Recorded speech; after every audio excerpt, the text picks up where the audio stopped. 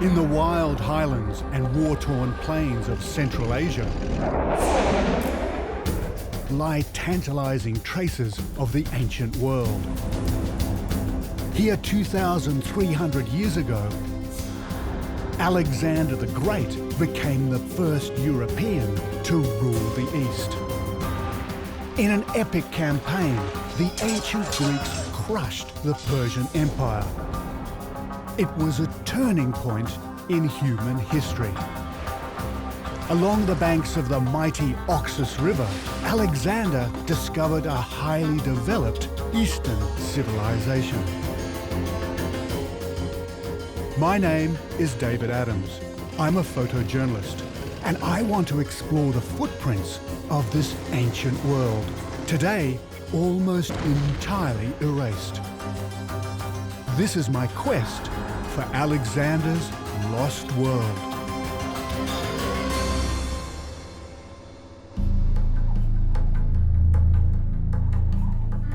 In 330 BC, Alexander and his army marched east into the land of Bactria on the river Oxus. They'd already endured 5 grueling years of battle. Yet despite a series of decisive victories against his Persian enemy, Alexander pushed on. Drawn by the promise of the most treasured resources in the world. For Alexander, the Oxus was a place of myth, legend, and riches.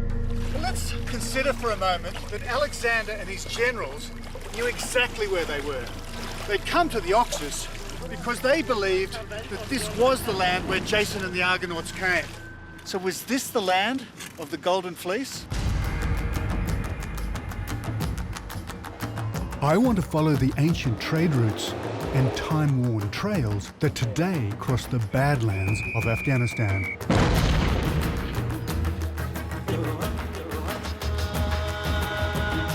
To discover the treasured resources the Greeks found in the East and took back to the West.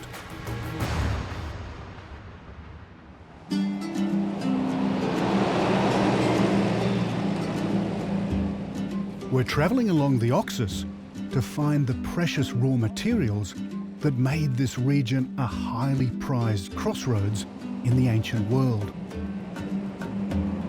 Navigating through this terrain successfully today is just as challenging as it was in Alexander's time. The middle delta of the Oxus is a constantly changing landscape of sandbanks, channels, and shifting islands. Well, we've just had to take another route because the river, which is totally in flood, has come in and taken out the road.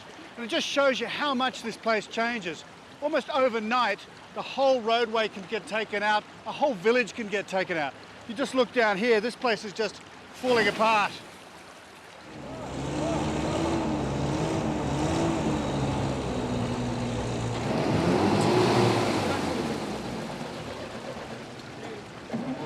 No, he's just digging himself in too. No. If he gets it out, stops it, then we shorten the rope, okay? Okay. Go. Oh.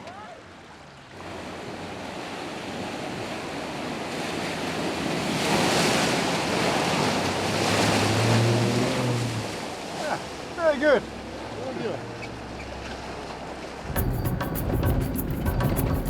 Alexander faced the Pamir and Hindu Kush mountain ranges of northern Afghanistan.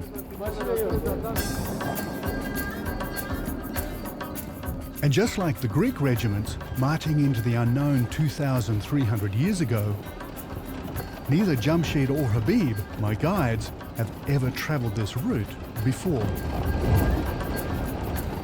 From now on, we have to rely only on my GPS and directions from locals.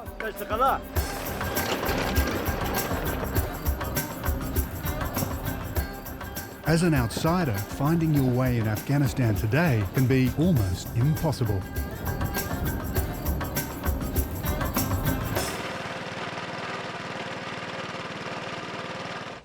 It's on One of the problems is we're using maps made in the 1980s when the Soviet Union invaded Afghanistan, and the place names are very different now. The map has changed even more radically since the time of Alexander.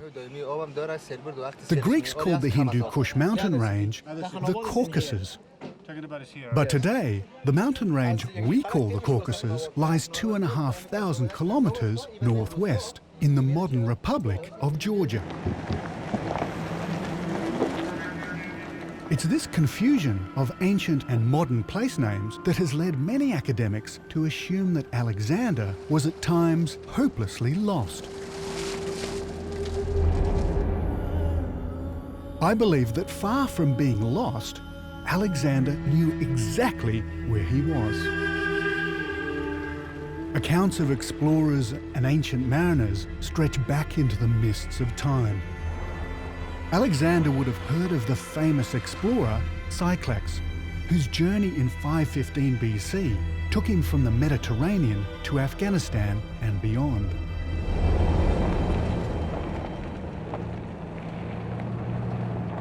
But Alexander may also have been following a much earlier tale of riches in this mysterious region.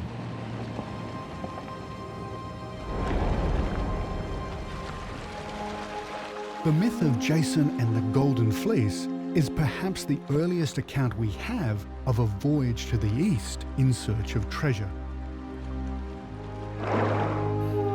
Jason was undoubtedly one of Alexander's heroes. Buried deep in the legend is a whisper of truth. And there's an important link to Jason's story here in Afghanistan today.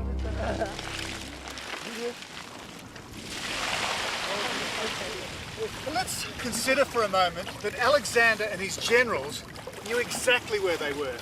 They'd come to the Oxus because they believed that this was the land where Jason and the Argonauts came. Well, there's one thing that remains from that time, and it's the way people get gold out of the river. This is actually sheep's fleece.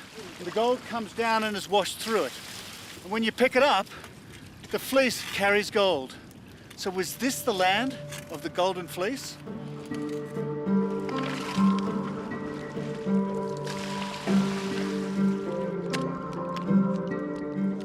Mineral treasures like gold made the Oxus an alluring prize for any conquering army. That's fantastic.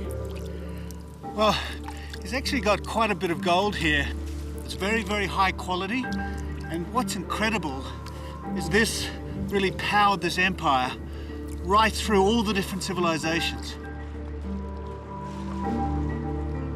And the ancient treasure trove is still here for those that search hard enough. Jamshi, how much money are they going to make from this? It says that if we work very slow, 100 hours, 50 hours. But if you work, 10,000. So that's about $200. So it's not bad business, this, even today. $200 a day on each one of these. There's 2 operating at the moment. $400 a day is pretty good money in northern Afghanistan. What?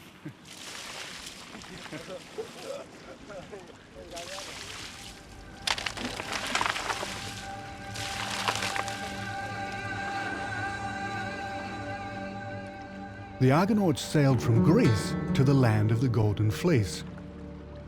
The trouble is, it's not possible to sail from the west all the way to Afghanistan today.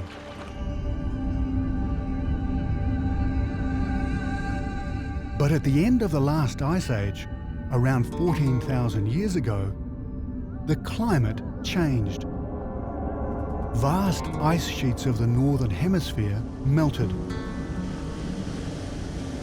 making sea levels much higher. So high that a waterway, the fabled river Phasis, connected the Caspian and the Black Seas. The Phasis stayed open for thousands of years. Jason's myth could be based upon tales of the first brave mariners of the Neolithic Age. 8,000 years ago, they travelled and traded across the seas, eastwards to the Oxus River. By the time of Alexander, the river Phasis was closed, but the idea of the Golden Fleece lived on. And once Alexander conquered ancient Bactria, the Greeks used the wealth from trade in these materials to develop their empire in the east. To this day, the rivers of Afghanistan are laden with alluvial gold. And in the hills, silver, iron ore, rubies, and dozens of other rare minerals continue to be mined. Extracting precious ore was easy. Transporting and trading it was the hard part. Aside from the perilous journey itself, ancient traders lived with the constant threat of bandits. For Alexander, finding this source of precious raw materials may have been a prize worth fighting for. We're heading for the ancient trade routes that cross the Hindu Kush. The name of this vast range means Hindu killer, because it is one of the most unforgiving landscapes in the world.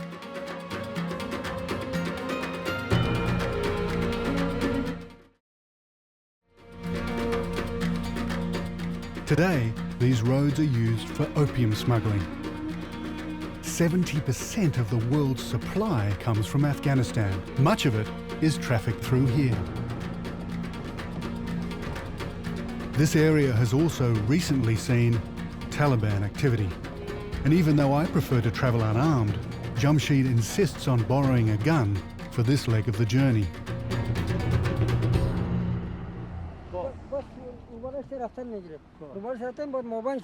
We reach the village of Cha'ab, and while Jamshid asks for directions to the road south, I head up to the remains of a Bactrian fort.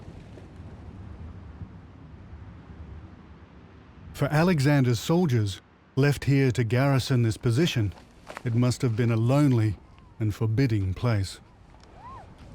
Well, we're now heading into the mountains. We're about 40 kilometres from the Oxus, and these were fortresses, probably to secure trade or even a farming area. But we know this is a really ancient site because the French were here in the 70s, and they actually had a cursory look around and found some pottery. But from this point, further south, no archaeologist has had a look. So for the next 4 or 5 days, we're going into uncharted territory.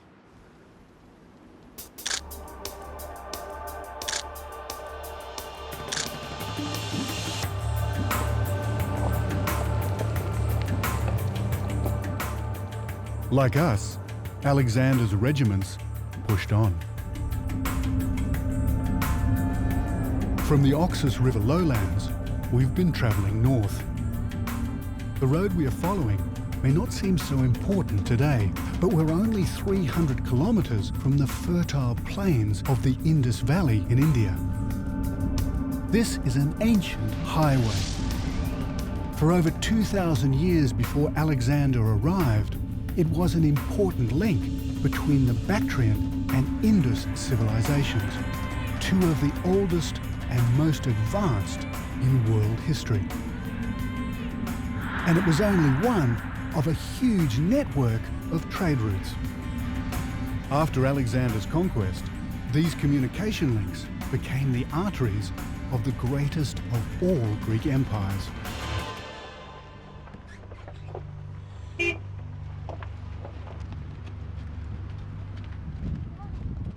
Nomadic people like the Kuchi have been transporting and trading goods and livestock along these same roads for millennia. You look good. Today, the passes into India are closed to the Kuchi, and their nomadic cycle now lies only within the borders of Afghanistan. Life here today is more dangerous than ever. The Kuchi population has been decimated by landmines. They were planted over 30 years ago, during the war between Soviet invaders and the Afghan Mujahideen resistance.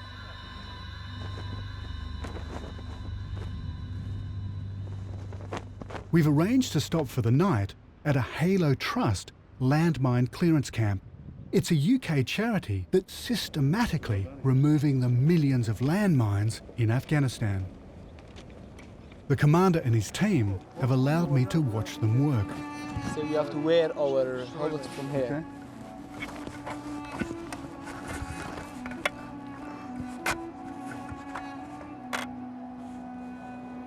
Okay.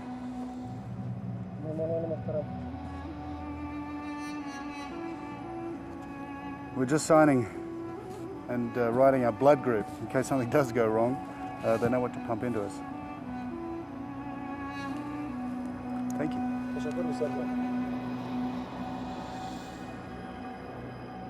Painted rocks guide us in. During the Soviet occupation, this was an army base. They planted landmines all around, the most deadly kind of defense mechanism. And this is what they're looking for. This is the outer casing of an anti-personnel mine, and it's rubber, so it's very, very hard to detect. The other parts are ceramic. The only metal is actually a spring and a firing pin.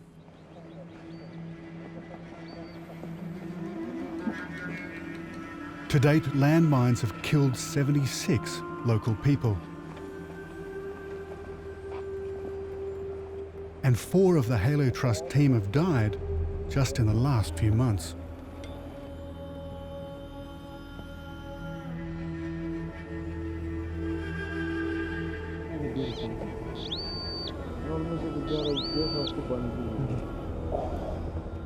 Every time the metal detector gives a signal, it's a tense moment.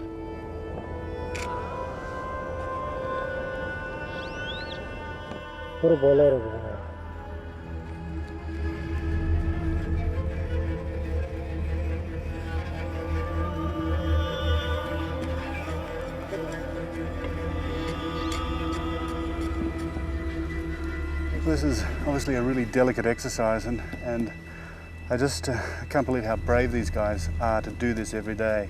5 in the morning till 12 in the afternoon, and all they do is dig up mines so people can come and plant their crops and actually have a normal life. It must be one of the most dangerous jobs in the world.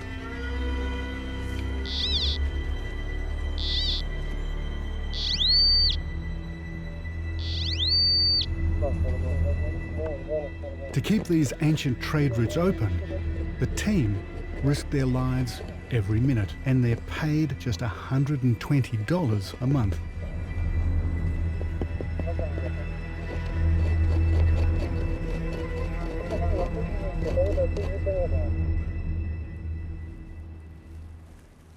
And this is the frustrating part. Most of the time, it's just a bullet, an empty casing. But you can never tell. Either it's going to be a landmine or a jump-up booby-trap mine. So it's a very painstaking, very slow job. You can imagine that every square metre of this whole field and all around this old Soviet base has to be cleared inch by inch.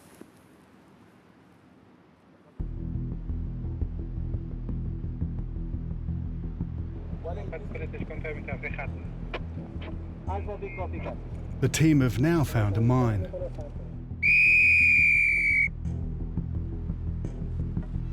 They clear the area,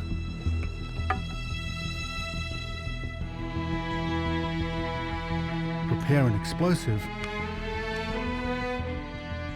and pack it in around the mine to destroy it safely.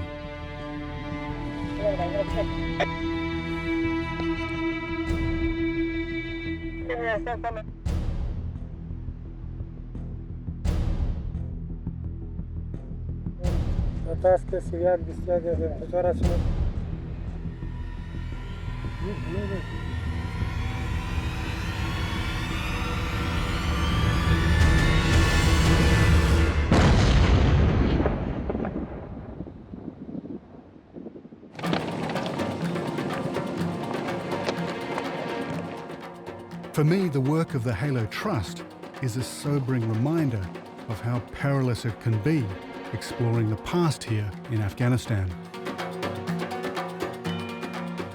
Landmines are one hidden killer Alexander didn't have to look out for. But his crossing was far from easy.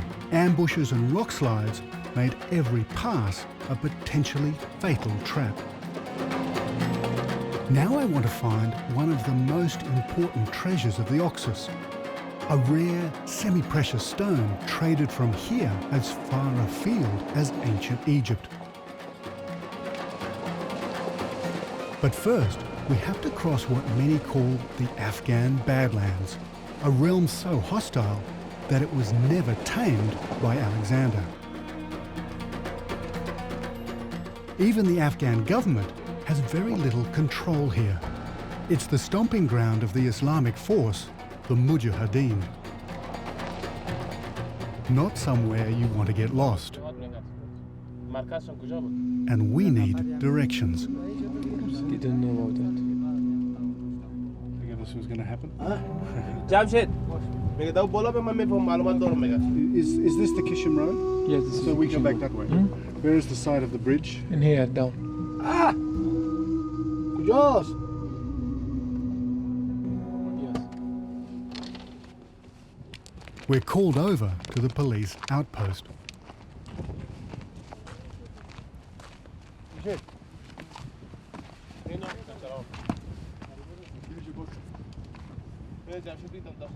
Well, it looks like we're just being checked out because they weren't expecting anybody, particularly anybody like me, turning up right in the middle of nowhere.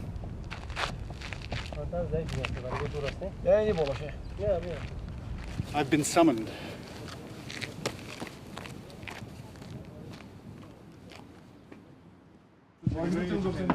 Yeah, he's a religious leader.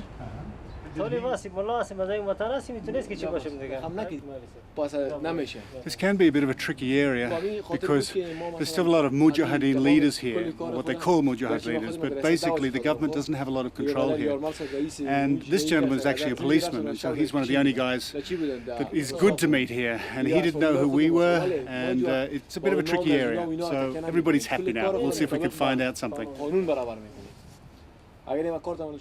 We get directions to the ancient route through the mountainous heart of Afghanistan.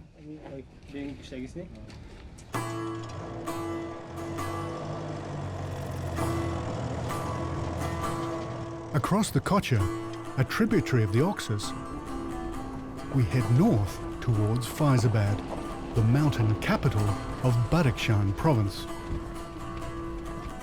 This is the only centre of any size for hundreds of kilometres. Faizabad's a raw frontier town. Today, the ancient trade routes carry opium to Tajikistan and Taliban fighters to the north.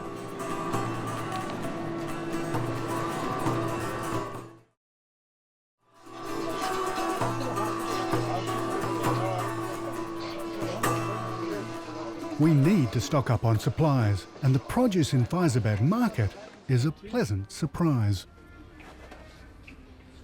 This is like an Aladdin's cave, isn't it? All the things you really, really need when you're a Westerner in Afghanistan. But it's not just food I'm after. There's one very special commodity that I want to find. A raw material that was exported all over the ancient world. Prized in the highest echelons by the Egyptian pharaohs. Well, this stuff is like gold up here. It's called lapis lazuli, and Badakhshan is absolutely famous for it. Now, if you remember the mask of Tutankhamun, with those wonderful gold stripes and then blue, well, this is this stuff. It's been coming out of this part of the world for about 7,000 years, and there's little shops all over the place making jewelry. But further south from here, about a day's journey, are the actual mines where they mine the stuff for Tutankhamun's mask, and that's where we're going to head. Thank you.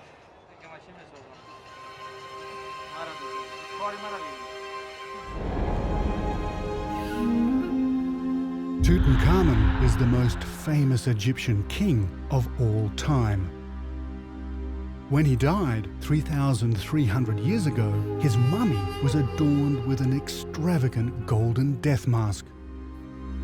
It's one of the most iconic symbols of ancient Egyptian craftsmanship in existence today. The long strips of blue stone are made of lapis, hand-cut and transported from the mines of ancient Bactria. Just like the conquering Greeks, I'm looking for the source of this treasure. And there's one place, high in the mountains, so rich in lapis, it's still mined today.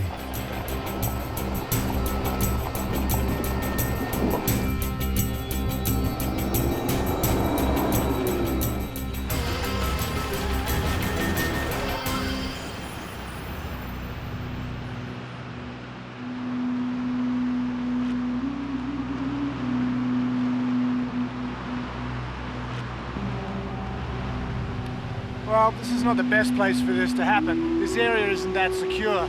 So it's about the worst place we actually want to be stopped and changing a puncher for 20 minutes. Doesn't feel so good.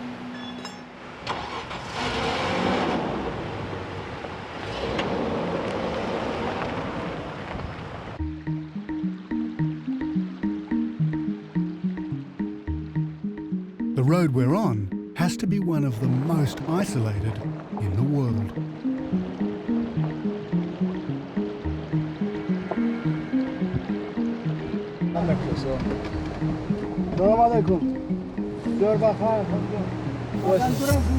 قریبه بسیار نیم ساعت رن نمونده نیم ساعت پای پیاده. What did he say? He said that it's half hour. Half hour. So very close. Yeah, very close.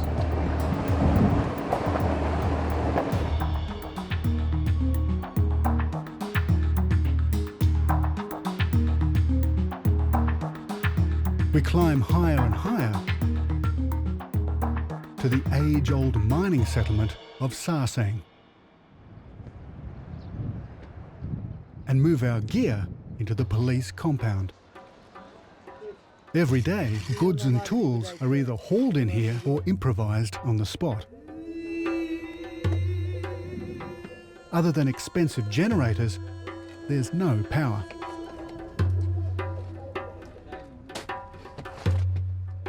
Outsiders here are rare. Foreign faces make people decidedly uneasy. The local commander has enough trouble keeping control of this remote outpost without having to look out for uninvited travellers.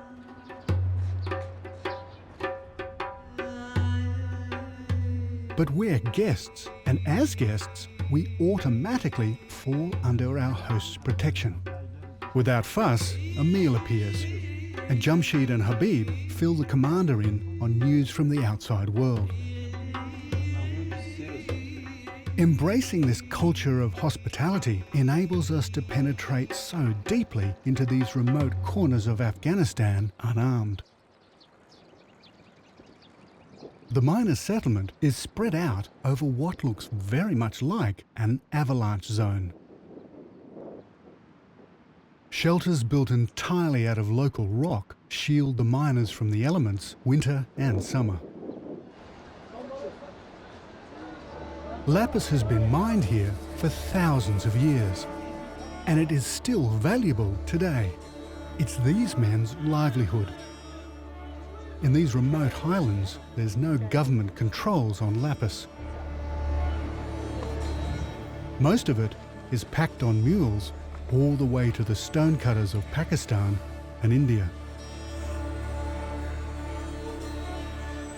Way above the valley are the mines. Like seams of gold, the veins of lapis run deep into the mountainsides.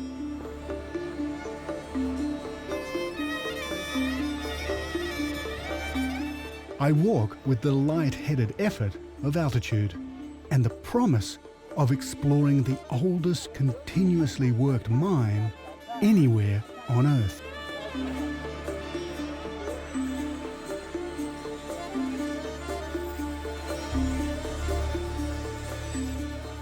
Doing this every day, hauling heavy mining equipment, is a punishing life.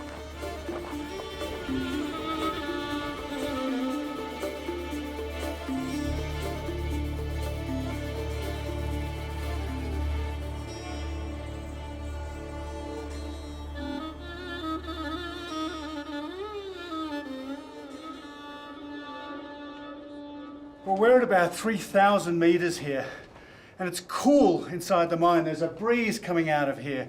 It's much, much cooler than the 35 degrees outside.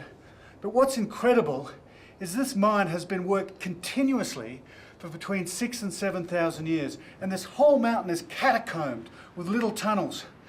And from here, the lapis has been taken right across the world, even to ancient Egypt.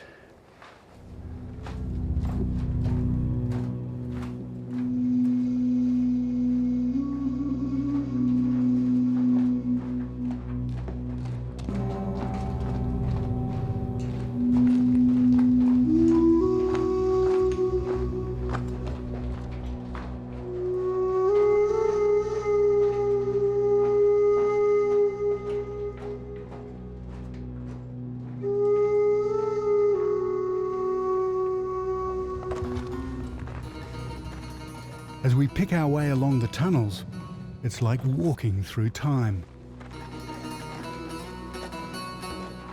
This is mine number 1, the oldest of all.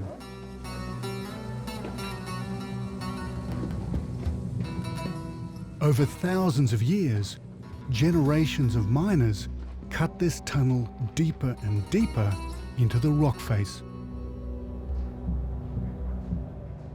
Somewhere here in the darkness, there's a point where around 1325 BC, an exceptionally rich blue vein was found and extracted.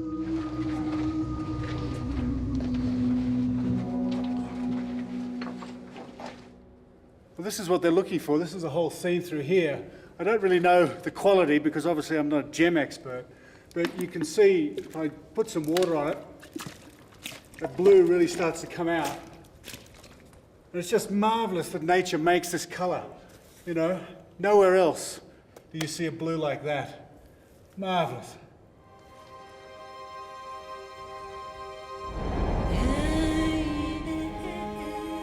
In the hands of an Egyptian royal jeweler, rocks of lapis were transformed, cut, polished and bound in gold to make the dazzling death mask of King Tutankhamun. Sealed in his solid gold tomb to protect his journey to the afterlife.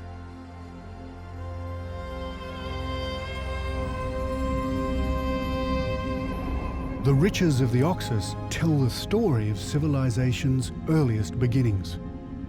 They reveal that long before Alexander, our world was far more connected than I'd ever realized. Luxury goods were loaded onto caravans and trading boats and transported.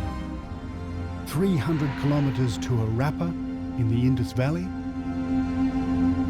2,500 kilometers to Babylon in Mesopotamia, 3,800 kilometers to Thebes in ancient Egypt, and over 4,000 kilometers to Athens in Greece.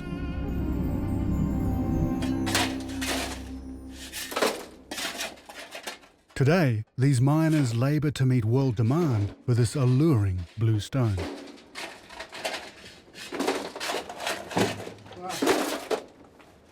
Salam. How are you?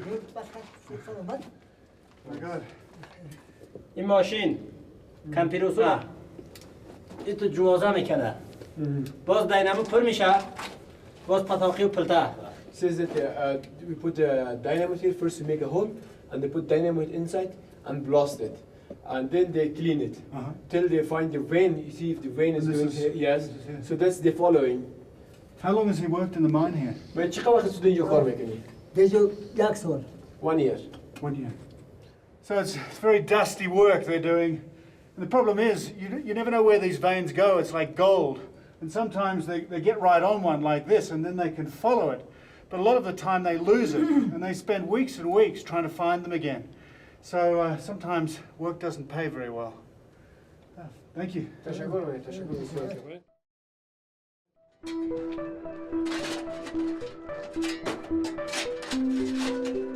These are terrible conditions. In Sarsang, lung disease is just a matter of time. But it's death by dynamite and rock falls that are all too often the common killers. This is one of the most seismically active regions on Earth. An earthquake could hit at any time. After each long shift, every miner lugs his treasure down the mountain, where middlemen and traders bid for the raw stone.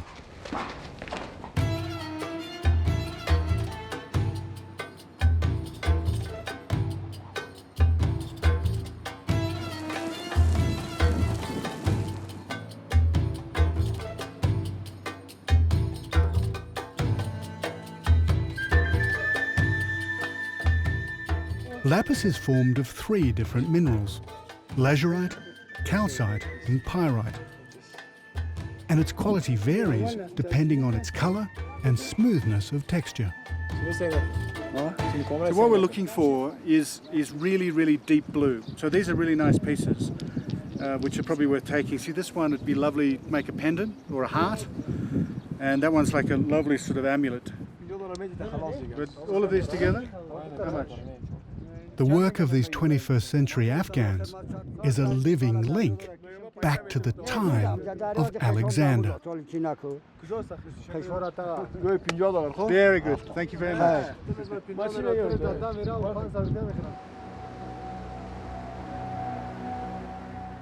For the ancient Greeks, conquest and occupation began by controlling the mountain passes and the flow of trade.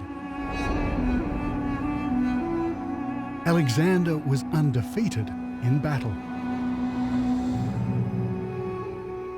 And now he set his sights on a land with even more mineral wealth than Bactria. For the Greeks, India was the eastern edge of their known world. It was a mysterious and exotic source of untold riches: gold, textiles, and precious minerals. And the mountain passes into India have hardly changed since Alexander passed through here almost 2,300 years ago. We've driven over 600 kilometres from the Oxus River Valley across some of the most rugged terrain in the world. The Wakhan Corridor is a 330-kilometre strip of land bordered by Tajikistan to the north and Pakistan to the south.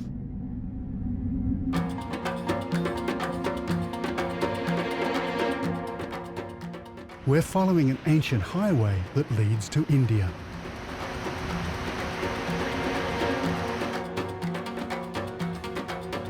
The Pamir mountain valleys are some of the highest on Earth. That's why English explorers named it the roof of the world.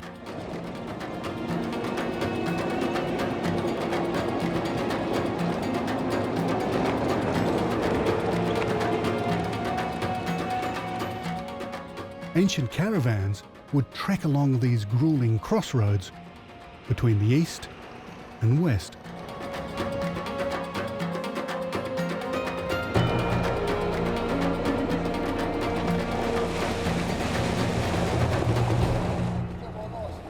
Trouble with travelling on these rivers is you've got to do it at the right time. Otherwise, if there's too much water, you just can't get through. The next 4 or 5 k's, we've just got to go straight up the riverbed.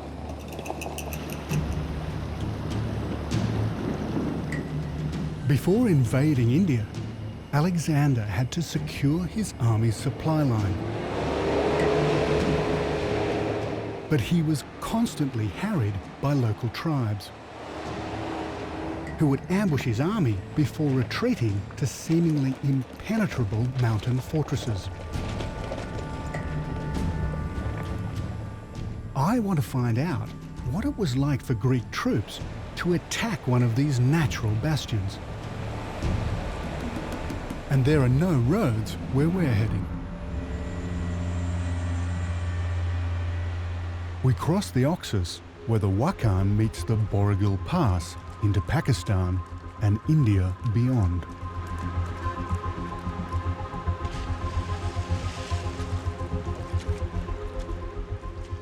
Alexander and his army battled their way through these ranges for 6 long months in the dead of winter.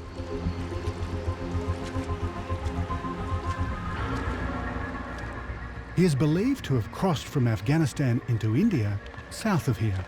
But I'm convinced over the months, Alexander would have split his army into different units to crush resistance along the strategic passes of this mountain corridor.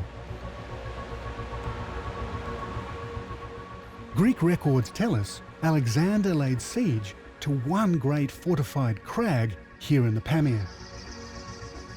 But dozens more must have gone unreported. And over 100 years ago, in 1904, an intrepid archaeologist explorer came here on Alexander's trail.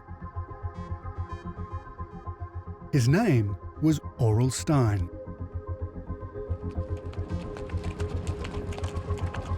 Sophie, where do you think? Where to cross?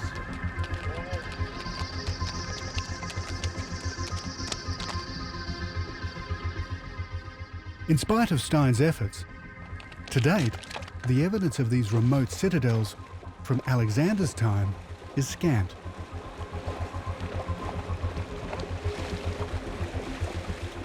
But I believe this place can shed a great deal of light on Alexander's mountain battles. Built over 1,300 years ago by the Tibetans, this ruined fort is a monument to a lost chapter in history. The site of one of the most ruthless sieges ever to take place in these mountains. It's known as Cancia Fort, and it was just like the defences Alexander and his men would have come up against. Its story gives us an idea of the tactics that earned Alexander a reputation as the greatest besieger of all time.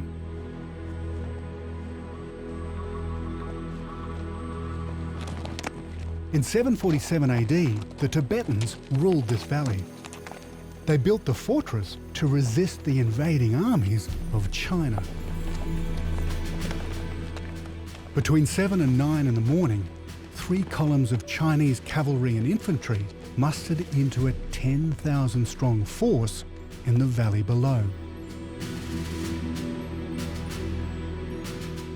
The Chinese commander, Xian Qi, moved quickly to cut off all approaches to the stronghold, crushing the defences at river level in a few hours. Then they scaled these steep slopes to the isolated citadel. High in their rock fortress, the Tibetans seemed safe, but in fact, they were hopelessly trapped. Well, that is one hell of a climb. This citadel stands at about 4,200 metres, and our guides have just told me that we're the first Westerners that they know who've actually made it up here. It's an incredible place.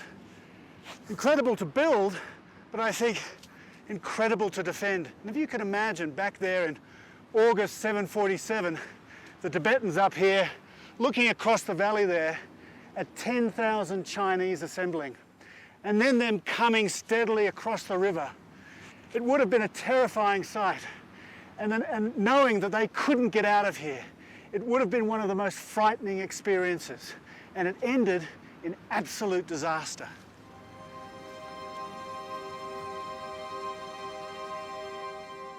The Chinese experience here at Cancia gives us an insight into what the sieges of the Greeks would have been like. Their strategy just as devastating.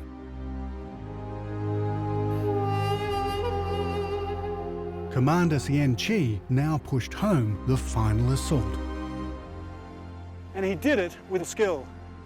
After routing the defences down at river level, He actually massacred 6,000 of the Tibetans, and then he outflanked them. He came up these gullies, and then his men poured through that saddle. There was only about 1,000 Tibetans left here to guard the citadel, and they were overwhelmed. Only about 2,000 or 3,000 actually made it out, and they fled up the Baragul Pass into what is today Pakistan. It is one of the great defeats of military history, right here on the roof of the world.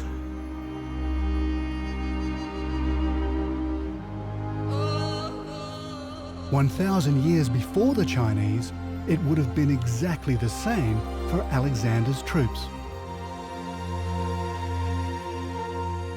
Facing what must at times have seemed an impossible challenge, they conquered this hostile borderland. Now the road to India lay open.